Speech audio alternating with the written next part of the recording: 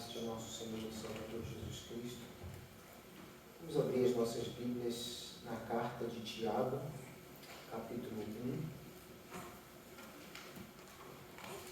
Carta de Tiago, capítulo 1. Vamos ler os versos 21 a 27. Após a leitura, vamos inclinar nossas cabeças e a ele em oração. Tiago 1, 21 a 27. Por isso, rejeitando toda a imundícia e superfluidade de malícia, recebei com mansidão a palavra em vós enxertada, a qual pode salvar as vossas almas. Sede cumpridores da palavra e não somente ouvintes, enganando-vos a vós mesmos. Porque se alguém é ouvinte da palavra e não cumpridor, é semelhante ao homem que contempla ao espelho o seu rosto natural. Porque se contempla a si mesmo e vai-se e logo se esquece de como era. Aquele, porém, que atenta bem para a lei perfeita da liberdade, e nisso persevera, não sendo ouvinte esquecidiço, mas fazedor da obra, esse tal será bem-aventurado no seu feito. Se alguém entre vós cuida ser religioso e não refreia a sua língua, antes engana o seu coração, e a religião desse é vã. A religião pura e imaculada para com Deus e Pai é esta: visitar os órfãos e as viúvas nas suas tribulações e guardar-se incontaminado do mundo. Vamos orar.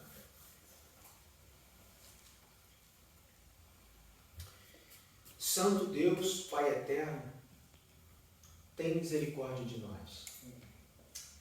Eu peço, ó Pai, pelos méritos de Jesus Cristo, em nome de Jesus Cristo, que o Senhor possa nos perdoar, porque nós conhecemos muito mais do que nós praticamos. Nos perdoe, Senhor, e meu pedido é que o que nós lemos aqui, que Teu Espírito Santo, Pai, possa falar aos nossos corações, é que possamos, Pai, mudar isso. Ser mais praticantes do que ouvintes. Pessoas que vivem mais do que sabem. Ajuda-nos, Deus, a de fato ter uma vida reta diante de Ti, Senhor. Mais do que palavras certas, mas ter uma vida certa.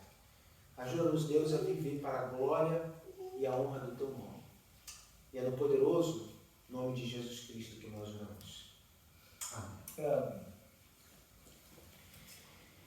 Tiago, nessa carta que ele escreve, ele não está brincando, não está falando de coisas normais, cotidianas, mas aqui Tiago está falando e fazendo um alerta muito sério para com os crentes daquela época. O alerta é justamente esse: pessoas que sabem muito, mas que fazem pouco. Pessoas que conhecem acerca de muita coisa a respeito da Bíblia, no caso deles da Escritura, da ordem de Jesus, do mandamento dos apóstolos, sabiam muita coisa, mas na verdade faziam pouco daquilo que estava escrito. E essa é a advertência que Tiago vai falar para a igreja naquela época. De nada vale conhecermos muito e fazermos pouco. De nada vale nós estudarmos afinco várias passagens, fazermos links com essa passagem, conhecermos bastante o Antigo Testamento, saber todas as profecias acerca de tudo, se nós não praticarmos o que nós já sabemos, ou praticarmos o que está escrito, de nada vale. De nada vale. Tiago aqui está fazendo essa advertência aos irmãos, porque naquela época, provavelmente, já tinha pessoas assim.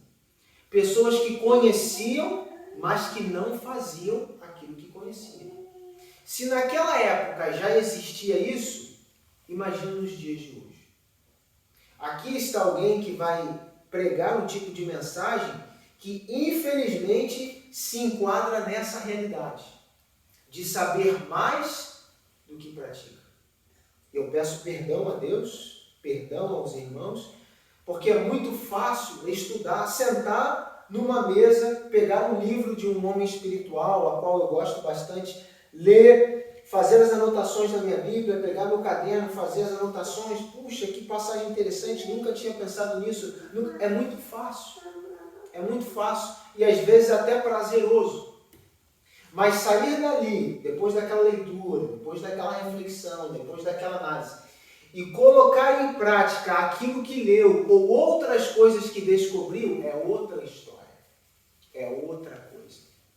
Então, ler, estudar, ou até mesmo pregadores, ouvir mensagens de pregadores que eu acho interessante, né? que falam bem, que se expressam bem, que pegam as escrituras e minuciosamente aplicam o texto, é muito bom e é muito interessante.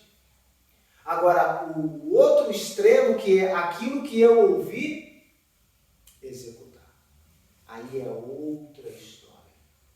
Então, o que Tiago está chamando a atenção é isso. Não adianta ouvir muitas mensagens, não adianta ler muito a Bíblia, não adianta estudar muito, não adianta nada disso. Se a intenção não é colocar em prática, é perda de tempo. E nós seremos condenados conscientes.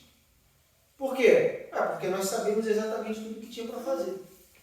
Sabia que eu não deveria fazer aquilo, eu sabia que eu deveria fazer aquilo outro, que eu deveria sair de tal situação, que eu não deveria aplicar aquilo, mas eu fiz mesmo sabendo que não era para fazer. Eu serei condenado consciente. Serei mandado no inferno sem poder retrucar nada, sem poder justificar nada. Porque eu vou saber por quê. Porque eu conhecia, porque eu sabia. E todos nós que estamos aqui, não tem nenhum novo convertido aqui, ninguém que começando agora, dando os primeiros passos, tirando as crianças, todos nós sabemos de muita coisa que está escrito na Escritura, mas nós não temos praticado e feito como deveria. Nós seremos cobrados por isso. Bom, Tiago começa a dizer o seguinte: por isso, irmãos, rejeitando toda a imundícia e toda a maldade. Primeira coisa que o ser humano precisa é rejeitar. Rejeitar propostas, rejeitar ideias, rejeitar qualquer tipo de coisa que seja má, maligna, deve-se rejeitar. Por mais que goste, por mais prazeroso que seja, por mais benefício que dê, deve-se rejeitar, abandonar. Talvez vão vir pessoas com determinados tipos de ideias ou propostas. O que deve-se fazer? Rejeitar. Rejeitar esse tipo de proposta e muitas vezes rejeitar determinados tipos de convívio ou amizade. Porque se essas pessoas, um convívio ou relação que nós estamos tendo, está nos levando para a malícia, a maldade deve-se rejeitar. Não deve-se ter o contato, não deve-se ter ali... Davi já escreve no seu Salmo 1, dizendo: bem-aventurado o homem que não se assenta na roda dos escarnecedores, que não segue o conselho dos ímpios. Bem-aventurado o homem que não se mistura no meio desses. Deve fazer o quê? Rejeitar. Deve sair fora. Porque senão, o que acontece? Vai ser como eles. E pior, conhecedor da palavra, mas praticando atos daqueles que nem conhecem. Primeiro ponto, rejeite. Se existem coisas na minha vida e na sua vida que precisam ser deixadas, rejeite. Não adianta ficar dobrado o joelho no chão, orando: Senhor, eu preciso rejeitar, Senhor, me ajuda, tira isso da minha vida. Se você não tomar uma decisão, se você não tomar uma postura de eliminar e rejeitar, isso magicamente não vai sair da sua vida. Não vai. O cristianismo não é pozinho de piripimpim, não é nada disso. É decisão. É atitude. Eu não quero, eu não vou. Eu não vou fazer, não vou me misturar. Não. Então é uma decisão que o ser humano precisa ter. Por isso, rejeite. ele continua dizendo, rejeitar uma coisa, mas receber outra. Primeiro você rejeita a maldade, a malignidade. Depois de você rejeitar, você vai receber, ele diz, a palavra que foi em vós implantada, enxertada, colocada. Então vocês ouviram a palavra, vocês sabem o que é o certo. Vocês sabem o que deve fazer e o que não deve fazer. Não venha com desculpa, não venha com justificação. Vocês sabem muito bem o que é para fazer e o que não é para fazer. A palavra foi enxertada em vocês, foi colocada em vocês. E aí ele está dizendo o seguinte, esta palavra que foi enxertada, esta palavra que foi colocada, ela pode salvar a vida de vocês. E algumas versões diz, ela é poderosa para salvar a vida de vocês. E a palavra no grego que aparece é justamente esse. A palavra poder, ela é poderosa, ela tem a capacidade de salvar a vida de vocês. Mas um fato interessante é que a palavra de Jesus Cristo, sem a ação do homem, não pode salvar. Porque eu posso conhecer muito o que está escrito na Escritura, mas se eu não pratico, ela não vai me salvar. Ela não vai me salvar. Por mais poderosa que seja, por mais transformadora que seja, não vai me salvar se eu ouvir e ficar de braços cruzados. Não vai me salvar. Isso aqui, eu posso ler bastante isso aqui, de Gênesis a Apocalipse, de Apocalipse a Gênesis, contextualizar tudo. Mas se eu não praticar o que está escrito, é apenas um livro como qualquer outro.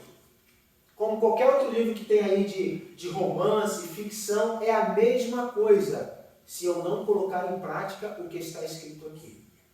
Tem muita gente que tem a superstição de deixar a Bíblia aberta em uma determinada passagem, geralmente com salmo, em casa, na sala, como se em alguma coisa, de uma forma mágica, algo acontecesse. E não acontece nada, porque é apenas um livro. Isso de fato faz sentido quando é praticado, quando é vivido, quando é feito o que aqui está escrito. Senão, é só mais um livro onde muitos, inclusive ateus, conhecem às vezes até mais da Bíblia do que muitos cristãos, mas ainda continuam ateus.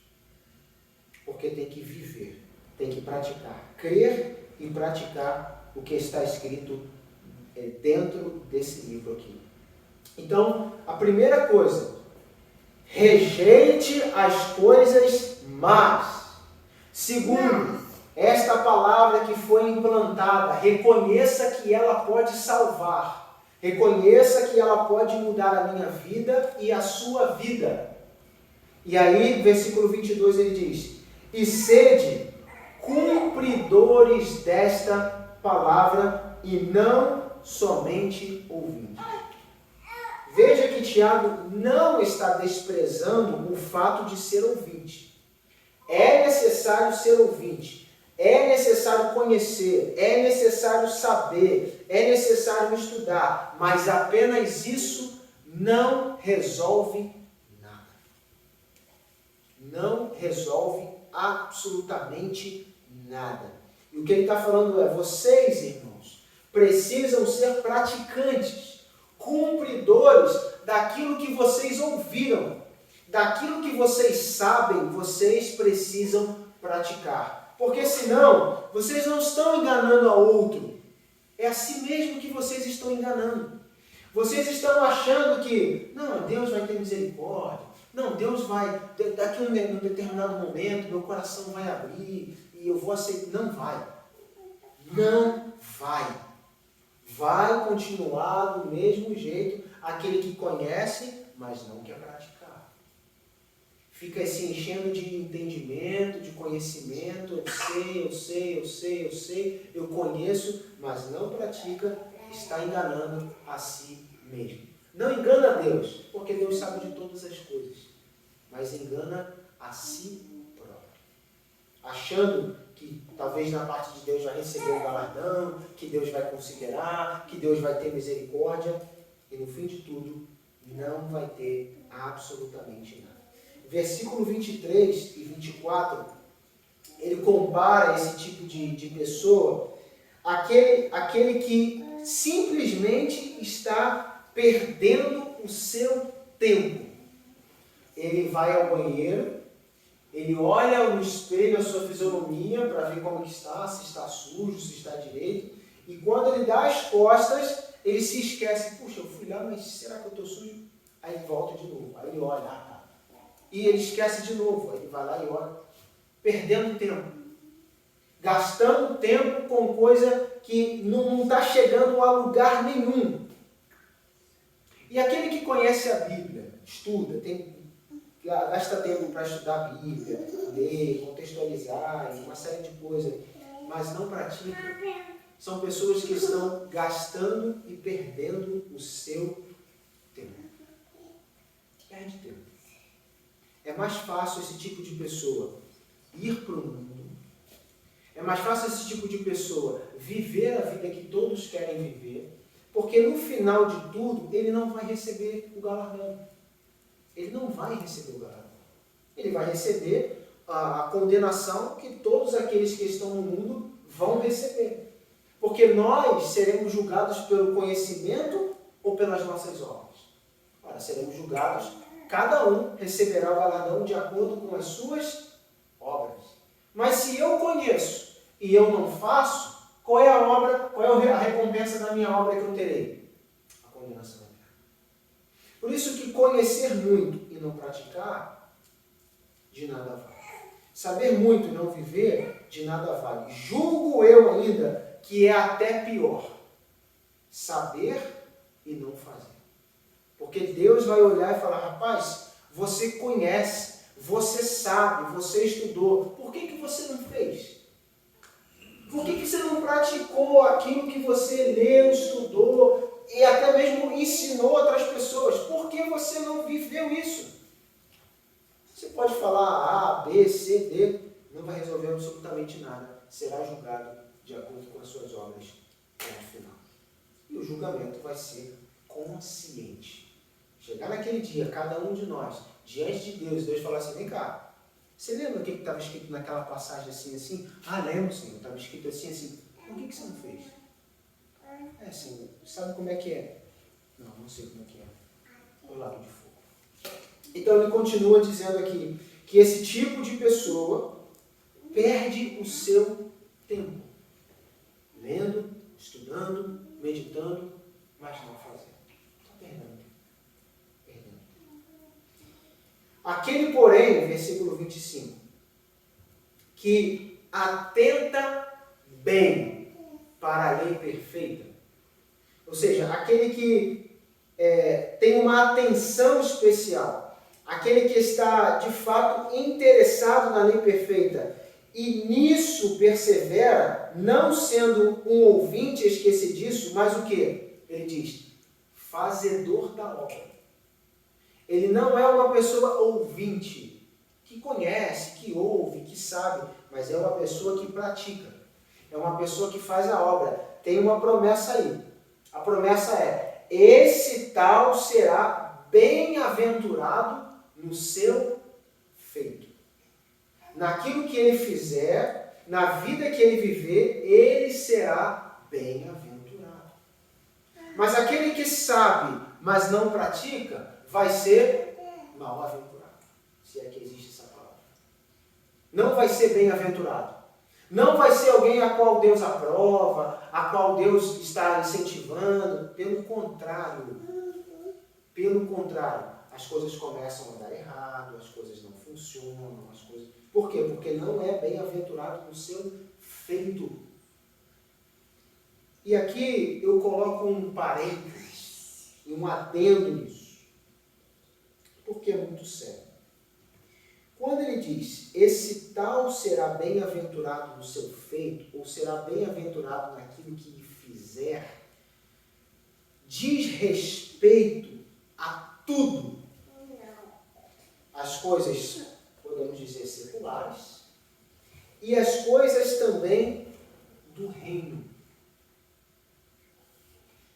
Vamos imaginar que nós estamos evangelizando, falando a respeito do reino. Nós estamos evangelizando, nós estamos pregando, nós estamos indo para pessoas, mas ninguém é convertido. Ninguém aceita. Ninguém ouve. Ninguém se arrepende. Uma pergunta a ser feita. Será que eu sou conhecedor da palavra, mas não praticante? Por quê? O que isso tem a ver? Vai ser bem-aventurado no seu feito. Eu estou evangelizando, mas eu não estou tendo resultado, o trabalhador não está tendo resultado do seu esforço. Será que é Deus que está bloqueando algo? Porque ele fala, mas ele não faz. Ele prega, mas ele não vive. Então ele não é bem-aventurado no seu feito. Ele se esforça, ele faz, ele tenta, mas ele não consegue. Não consegue. Então, a primeira coisa, isso é uma lição, um princípio elementar da palavra de Deus, o princípio elementar do cristianismo. Viver aquilo que aprende. Isso é simples, mas é difícil, às vezes, nós, tintim por tintim ali, e praticar. É difícil. Principalmente em momentos onde a emoção está acima da razão, em momentos onde a gente acaba ficando mais fraco espiritualmente, às vezes a gente acaba invertendo as coisas, não pratica aquilo que sabe, aquilo que acredita. E aí o tempo se passa, daqui a pouco estamos mais fracos espiritualmente, enfim. Algumas pessoas podem olhar para nós e falar, puxa, mas você sabe tanto, você conhece tanto, por que você não faz?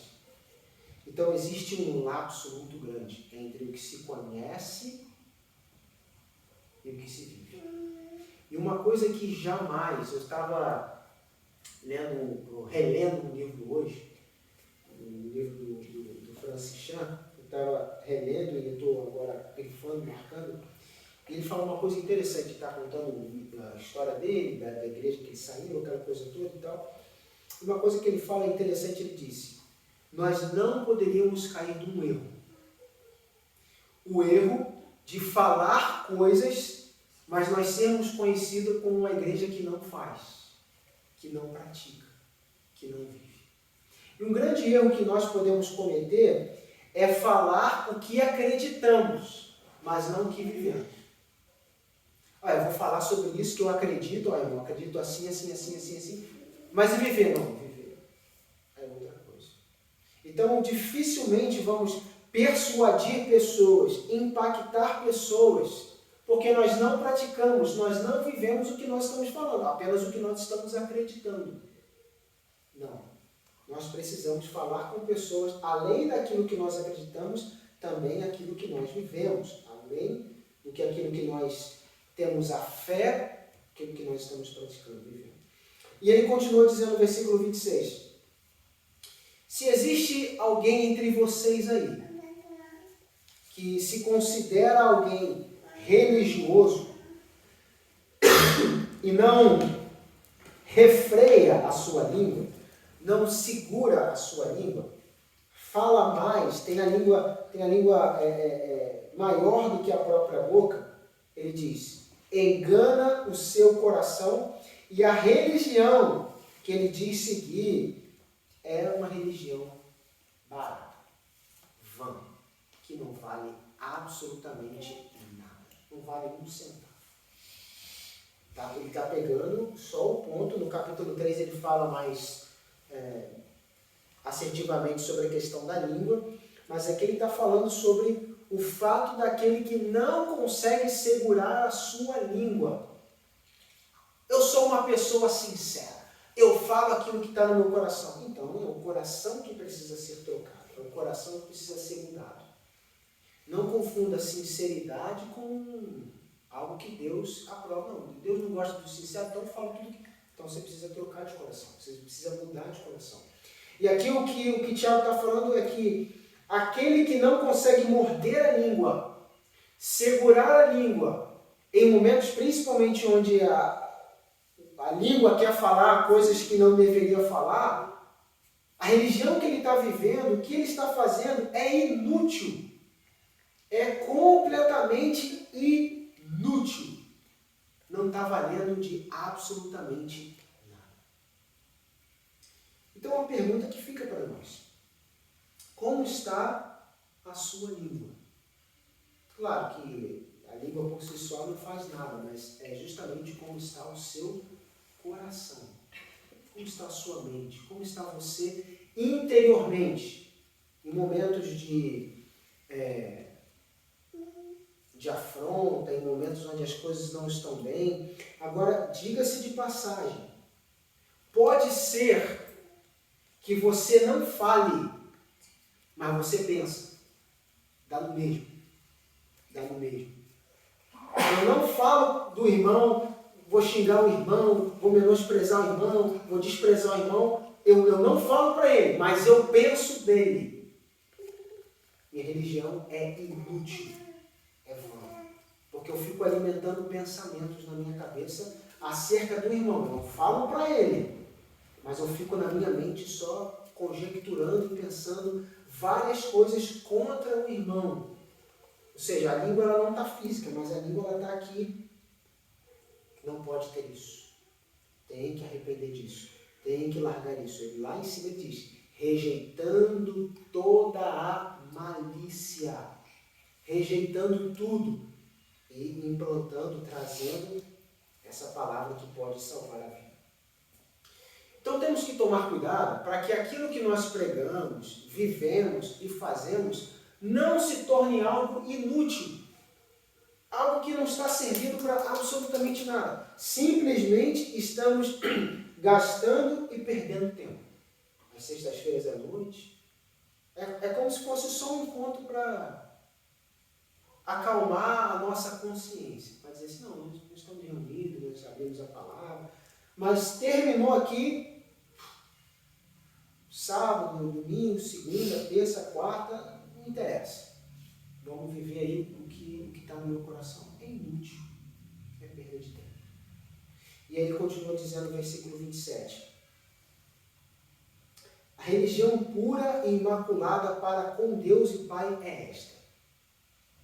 Então, você que cuida ser religioso, você que cuida ter fé, você que cuida ter esse relacionamento, né? A palavra religião tem a ideia de uma ligação com Deus.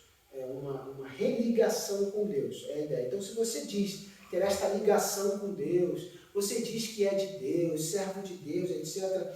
Existe, então, uma ligação pura e imaculada para com Deus, a qual ele aceita, a qual ele ama, a qual ele valoriza, é esta: visitar os órfãos e as viúvas nas suas tribulações. Então, essas pessoas que são desfavorecidas, essas pessoas que não têm, naquela época principalmente, órfão e viúva, eram pessoas extremamente miseráveis. Por quê? Ora, porque o pai e a mãe, no caso o pai, trabalhava, trazia o sustento para casa. Naquela época não tinha mulher trabalhando normalmente igual ao homem. Não existia isso. Era a figura masculina trabalhando, trazendo o sustento para casa. Quando trazia o sustento para casa, o filho se beneficiava, a mulher se beneficiava disso. Só que morrendo a figura paterna, como é que ficaria a mulher, que agora é viúva? E como que ficaria o filho, que agora é órfão? Na mendicância, sendo pedinte, porque ficaria difícil. E a ordem para a igreja é justamente cuidar. Paulo fala isso em Timóteo capítulo 5. E ele diz, visitar os órfãos nas tribulações. Só que visitar aqui não é a ideia de ir lá e como é que você está passando dificuldade, muitos problemas, não temos comida, não conseguimos pagar. Amém, irmão, vamos orar. Não é visitar para saber como é que estão as coisas. É visitar no intuito de ajudar, prover para estas pessoas, os órfãos e as viúvas. Mas não apenas isso, ele continua. E guardar-se incontaminado do mundo.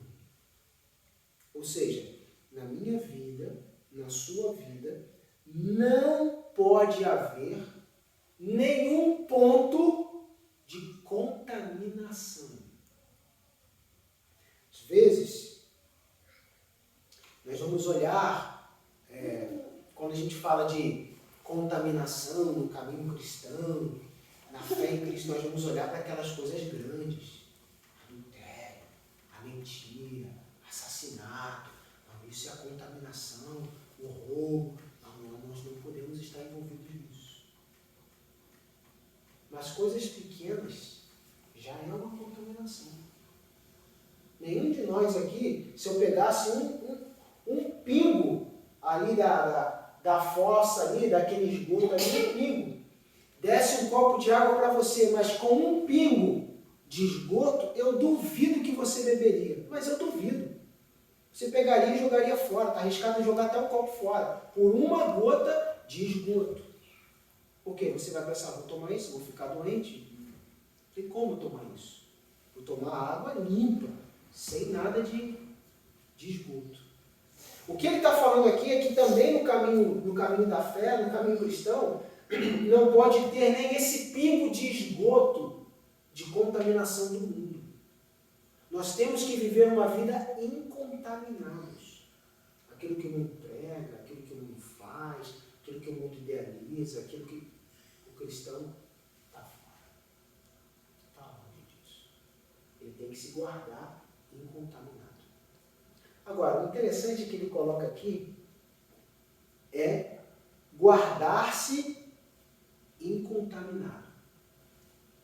Quando ele diz que eles deveriam se guardar incontaminados, ele está partindo da premissa que eles não tinham contaminação do mundo. Eles eram já incontaminados. Então, eu estou falando, olha, vocês já são incontaminados e vocês têm que se guardar assim. Aí a pergunta é, você é alguém contaminado ou incontaminado? Porque se você é contaminado, é outra mensagem. Não é, irmão, guarda-se de você não se contaminar. Irmão, mas eu já sou contaminado. Então é outra mensagem. É mudança, é arrependimento, é saída. Se você está vivendo uma vida de incontaminação, ou seja, você não está contaminado, a mensagem é essa. Não se deixe contaminar.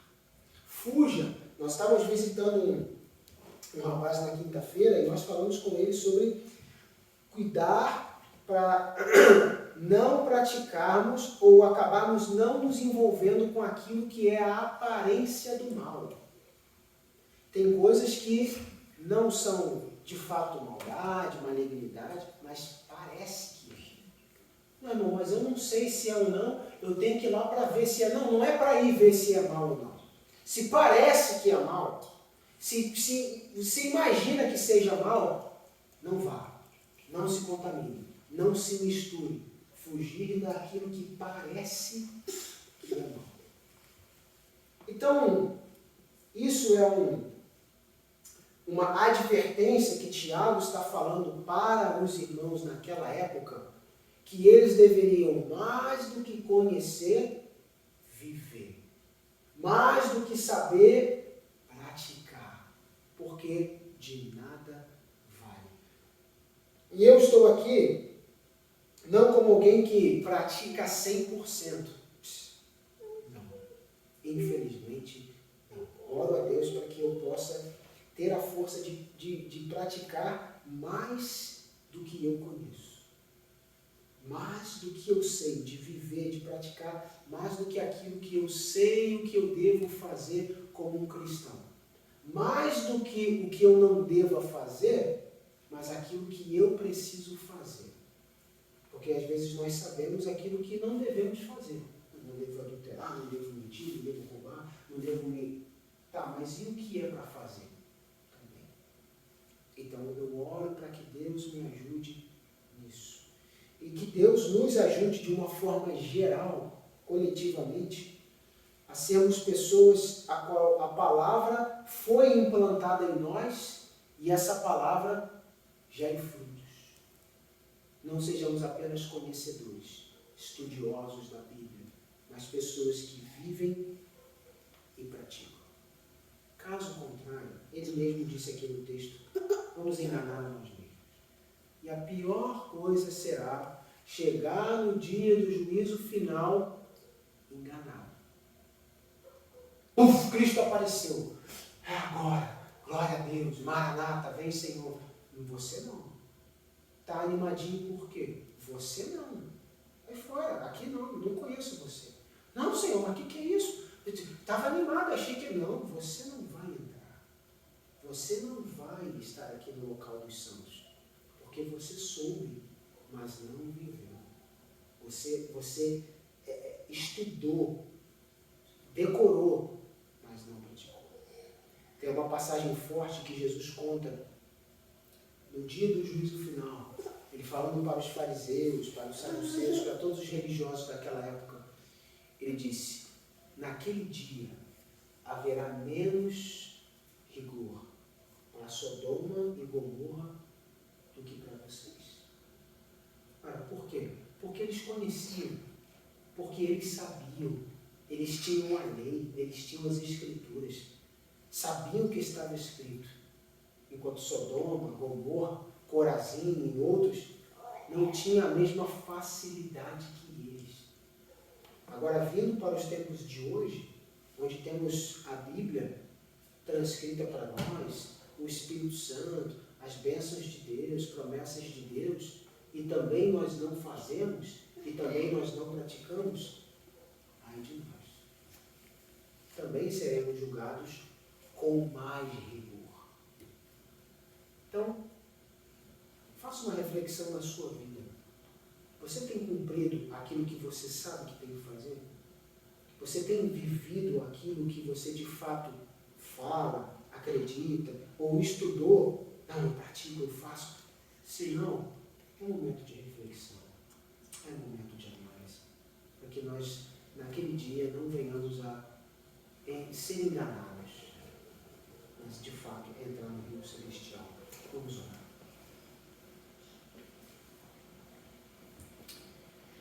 Senhor amado, Deus poderoso, eterno e soberano, nos achegamos, Pai, diante de Ti, reconhecendo, Pai, as nossas falhas, as nossas necessidades diante de Ti. Sim, Pai, existem coisas que nós fazemos, já praticamos, coisas que já fazem parte da nossa vida. Mas, por outro lado, existem coisas que ainda nós não fazemos. Sabemos, mas às vezes, Pai, pela emoção, pela circunstância, acabamos deixando levar. Acabamos nos tornando, às vezes, maledicentes. Acabamos, às vezes, Pai, sendo pessoas incrédulas. Às vezes, Pai, acabamos sendo uma pessoa como outros do mundo. Nos perdoe. Nos ajude, Pai, a sermos fiéis a Ti. Nos ajuda, Pai, a, de fato, viver aquilo que nós sabemos. Esse mundo precisa, Pai, de pessoas que pregam mais do que aquilo que acreditam, mas aquilo que de fato vive. Ajuda-nos, Pai. Nós pedimos a Tua ajuda, a Tua misericórdia sobre nossas vidas. Em nome de Jesus.